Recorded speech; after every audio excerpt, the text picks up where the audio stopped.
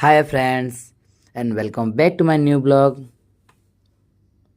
आज ମୁଁ ସକାଳ ସକାଳ ରେଡ଼ି ହେଇକି ବାହାରି ପଡ଼ିଥିଲି ଡ୍ୟୁଟିକୁ। ତ ଆପଣମାନେ ଜାଣିଥିବେ ତ ମୁଁ ଡ୍ୟୁଟି ଯିବା ଟାଇମ୍ରେ ମୁଁ କାହାତିଲ ଯାଏ। ଏବେ ମୁଁ ଯାଉଛି ବଳିଆ ପାଖକୁ। ଚାଲନ୍ତୁ ଦେଖିବା ବଳିଆ କ'ଣ କରୁଛି ଆମେ ଦେଖିବା ଚାଲନ୍ତୁ।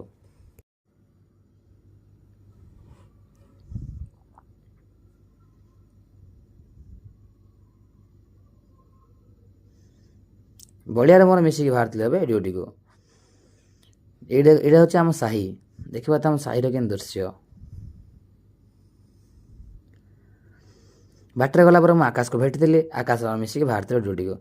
ଡ୍ୟୁଟି ଯିବା ଟାଇମ୍ରେ ଆମକୁ ଭୋକ ଲାଗିଲା, ସକାଳେ ଆମେ କିଛି ଖାଇନୁ। ବାହାରିଲୁ ଆମେ ଟିଫିନ୍ କରିବା ପାଇଁ ଗଜେନ୍ଦ୍ରନଗର ଛକ।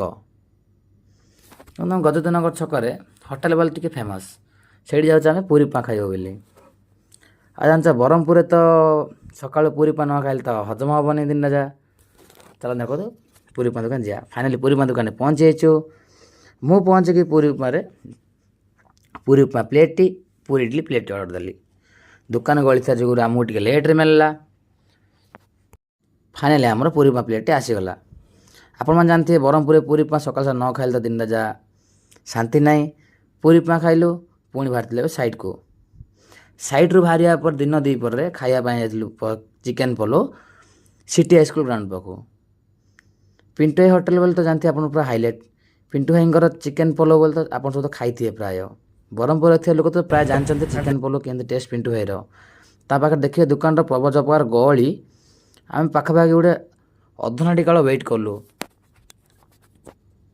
ଦେଖିପାରୁଥିବେ କୋଉ ପ୍ରକାର ଗହଳି ଭାଇ, ଦେଖିପାରୁଥିବେ ଲିଟରାଲି ଭାଇ ଯେଉଁ ପ୍ରକାର ଗହଳି ଥିଲା, ଲିଟରାଲି ପ୍ରବଳ ଗହଳି ଭାଇ। ଆକାଶ ଜଗିଛି ଆଗରେ ଚିକେନ୍ ପଲୋ ଆଣିବା ପାଇଁ।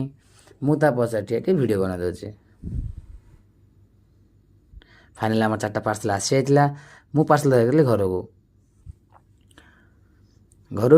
ଏବେ ତ ଜଷ୍ଟ ବାହାରିଲୁ ଘରକୁ ଯିବା ପାଇଁ। ଘରକୁ ପହଞ୍ଚିଲା ଚିକେନ୍ ପଲୋ ଖୋଲିଲି। ଦେଖିପାରୁଥିବେ ଚିକେନ୍ ପକୋଡ଼ା, ଇଆଡ଼େ ପଲୋ। ୟମି ପୁରା ବହୁତ ୟମି। ଏବେ ଖାଇଲୁ। ଖାଇଲା ପରେ ମୁଁ ସନ୍ଧ୍ୟାବେଳେ ବାହାରିଥିଲି ଜିମ୍କୁ। ଜିମ୍ରେ ଆଜି ଆମର କିରଣ ଭାଇର ମୋର ମିଶିକି ମାରିଲୁ ଲେଗ୍ରୁ ପୁରା ୱାର୍କଆଉଟ୍ ସରିଲା ପରେ ଦେଖିପାରୁଥିବେ ଆମର କଣ୍ଡିସନ୍। ଉଫ୍ ବାପରେ, ସ୍ମାଇଲ୍ ମାତ୍ର ମୁହଁରେ ଥାଉଛି।